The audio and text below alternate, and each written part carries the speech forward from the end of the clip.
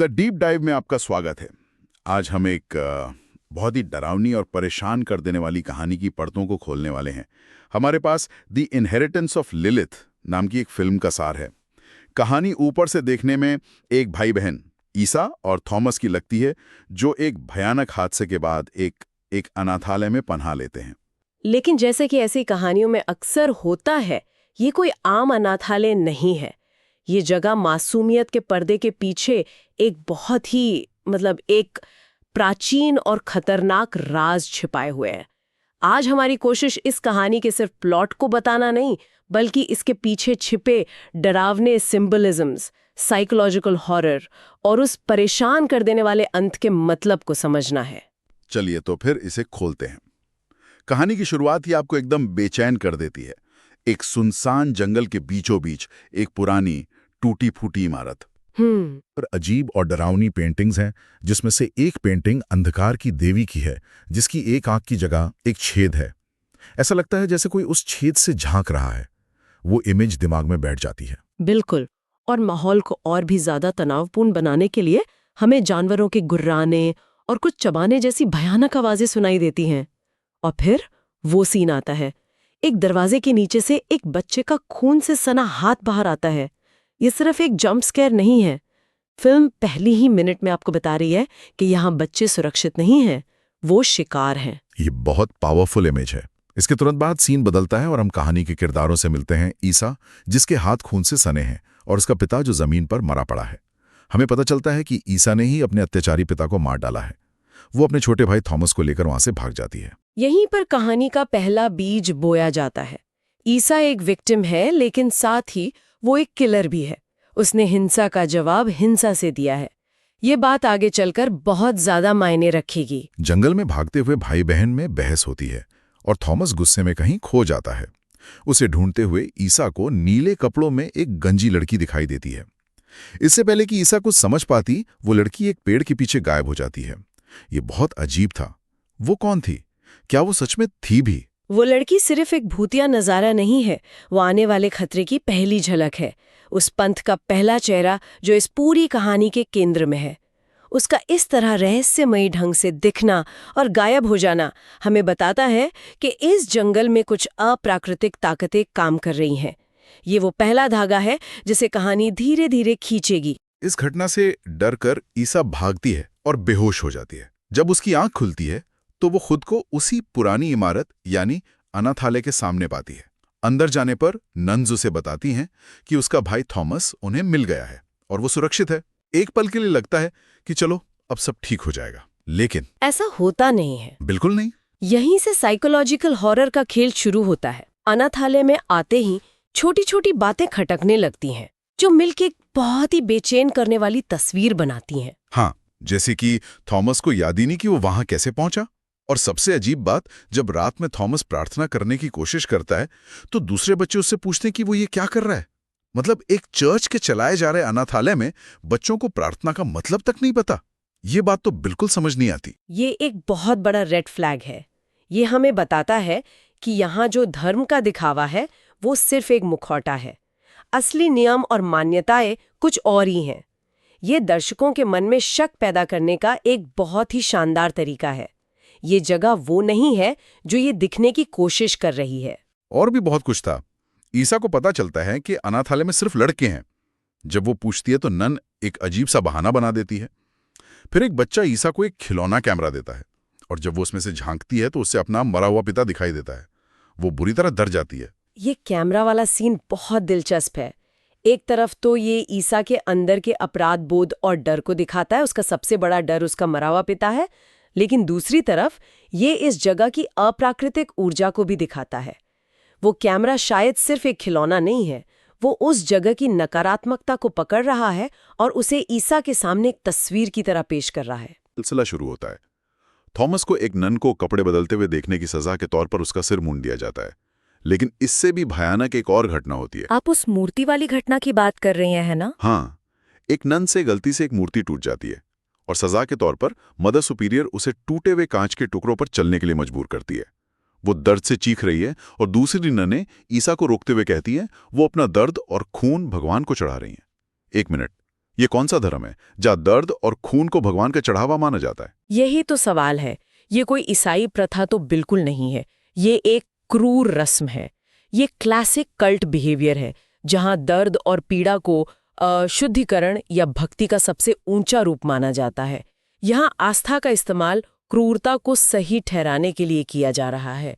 ये बलिदान की एक बहुत ही विकृत परिभाषा है, जो हमें सीधे सीधे एक अंधकारमय पंथ की तरफ इशारा कर रही है। और इसी पंथ के केंद्र में है एक रहस्यमयी किरदार जिसे माँ कहा जाता है। दूसरे लड़के थॉमस को अपनी गैंग में शामिल करने के लिए एक चैलेंज देते हैं। उसे स्टोर रूम से लड़कियों के कपड़े लाने होंगे। लेकिन जब ननों को पता चलता है तो वो घबरा जाती हैं। और मुझे जो बात सबसे डरावनी लगी वो ये कि वे थॉमस के लिए नहीं बल्कि इस बात से डरी हुई थी कि कहीं माँ को उसकी गंध ना आ जाए। ये माँ है कौन जिसका नाम लेना भी मना है? माँ इस पंथ की देवी या दैत्य है। वो शक्ति का केंद्र है। ननों का डर हमें बताता है कि माँ कोई इंसान नहीं बल्कि कोई खतरनाक आदिम चीज है। और जब थॉमस उस स्टोर रूम में जाता है तो उसे एक परछाई और 2 चमकती हुई आंखें दिखती हैं। इससे पहले कि वो कुछ कर पाता उसे वहां से निकाल लिया जाता है। अगली सुबह थॉमस बीमार मिलता है। वो डरा हुआ है।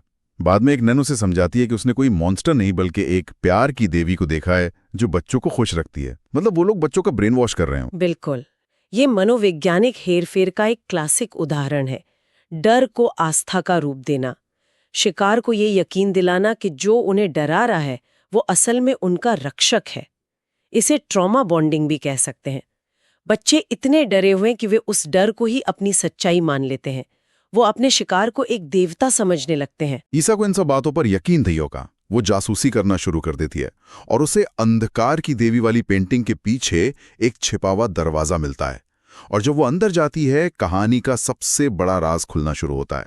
दूसरी तरफ हमें दिखाया जाता है कि एक बच्चे के गोद लिए जाने का असल मतलब क्या है। हाँ, नानी एक बच्चे को माँ के कमरे में बंद कर देती हैं और फिर वही होता है जिसका हमें डर था। एक भयानक हाथ बिस्तर के नीचे से निकलता है, बच्चे को खींच लेता है और फिर से वही चबाने की आवाजें आती हैं। अब ये साफ हो जाता है, माँ एक मॉन्स्टर है जो बच्चों को खाती है और ये ननें उसे बच्चों की बलि चढ़ाती हैं। ये जानकर ईसा थॉमस को लेकर भागने की कोशिश करती है, लेकिन वो पकड़ी जाती है और तब ननें उसे सच बताती हैं। वो अपने सिर के स्कार्फ हटाती हैं। वो सब गंजी हैं, ठीक उसी लड़की की तरह जिसे ईसा ने जंगल में देखा था। वो बताती हैं कि वे भगवान की नहीं बल्कि लिलिथ की पूजा करती हैं, वही अंधकार की देवी जो पेंटिंग में थी। और यहाँ फिल्म अपनी माइथोलॉजी को सामने रखती है। कई प्राचीन कथाओं, खासकर यहूदी लोक कथाओं में लिलिथ को आदम की पहली पत्नी माना जाता है। कहानी ये है कि उसने आदम के बराबर होने का हक मांगा और उसकी अधीनता स्वीकार करने से मना कर दिया। इस बगावत के कारण उसे ईडन गार्डन से बहिष्कृत कर दिया गया। इसी वजह से कुछ पंथ उसे एक स्वतंत्र, शक्तिशाली लेकिन अंधकारमयी देवी के रूप में पूजते हैं, खासकर वो जो स्थापित सामाजिक या धार्मिक व्यवस्था के खिलाफ हैं। तो ये पंथ पुरुषों से इतनी नफरत क्यों करता है? इसी माइथोलॉजी के अनुसार लिलिथ पुरुषों को अपना दुश्मन मानती है, क्योंकि पुरुषवादी व्यवस्था ने ही उसे बहिष्कृत किया था। तो ये पंथ जो खुद को लिलियम्स यानी लिलिथ की दासियां कहता है, अपनी देवी को खुश करने के लिए उसे नर बच्चों की बलि चढ़ाता है। ये उनकी भक्ति का चरम रूप है। जिस पुरुष जाति से वो नफरत करती हैं, उसी के बच्चों को अपनी देवी को अर्पित करना। और फिर वो सबसे बड़ा प्लॉट ट्विस्ट सामने आता है। नन्स ईसा को बताती हैं कि वो कोई अनजान लड़की नहीं है, बल्कि वो इस पंथ की पहली मदर सुपीरियर की बेटी है और उसे खुद लिलिथ ने अपनी अगली वारिस के रूप में चुना है। ये तो पूरा नजरिया ही बदल देता है। बिल्कुल। अब ईसा सिर्फ एक बाहरी इंसान नहीं है जो इस मुसीबत में फंस गई है। वो इस कहानी का एक हिस्सा है, चाहे वो ये बात जाने या ना जाने। उसके खून में ही वो विरासत है। उसे बस सुरक्षित रूप से पालने के लिए बाहर भेजा गया था। शायद इसीलिए उसे वो गंजी लड़की दिखी थी, शायद इसीलिए वो उसी अनाथालय तक पहुंची। ये सब किस्मत नहीं बल्कि एक योजना का हिस्सा था। ईसा उन पर हमला करके भागती है और तभी वहां पुलिस पहुंच जाती है जो उसके पिता की हत्या की जांच कर रही थी। इसके बाद सब कुछ बहुत तेजी से होता है। पंथ का राज खुलने पर एक हिंसक टकराव होता है, गोलियां चलती हैं, कुछ नन्स और एक पुलिस वाला मारा जाता है और कहानी अपने क्लाइमैक्स पर पहुंचती है। सब माँ यानी लिलिथ के कमरे के पास है। नने थॉमस को पकड़कर बलि चढ़ाने के लिए एक बड़े से गड्ढे में फेंक देती हैं, जहां लिलित रहती है। एक पुलिस अधिकारी उसे बचाने के लिए कूदता है, लेकिन लिलित उसे मारकर खा जाती है। ईसा किसी तरह गड्ढे में उतरती है और अपने भाई को बचा लेती है, लेकिन इस लड़ाई में लिलित उसे काट लेती है। ये एक छोटा सा पल है, लेकिन यही पूरी कहानी का सार है। सही कहा।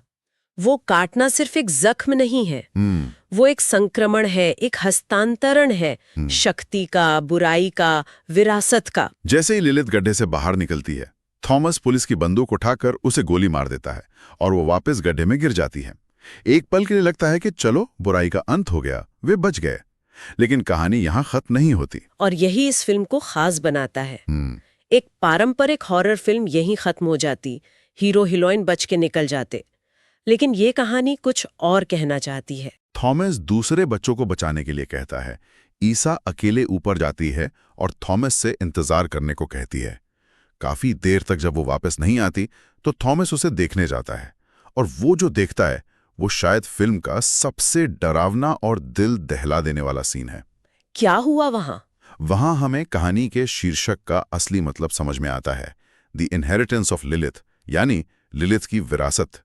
ईसा खून से लथपथ है, उसने एक बच्चे को मारकर खा लिया है, और बाकी डरे सहमे बच्चे उसे एक और बच्चा पेश कर रहे हैं जैसे वो कोई देवी हो।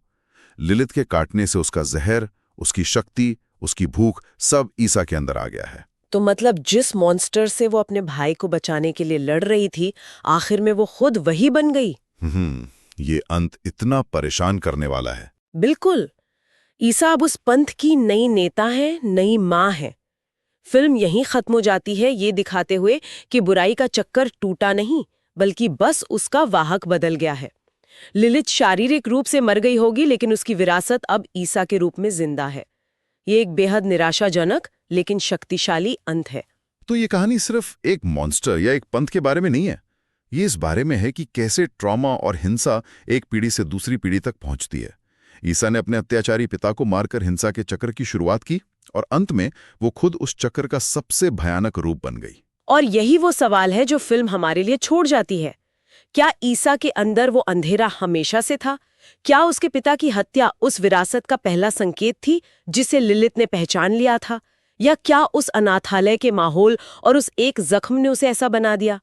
ये सवाल की बुराई हमारे अंदर पैदा होती है या बाहर से हम पर हावी होती है, शायद इस कहानी का सबसे डरावना पहलू है।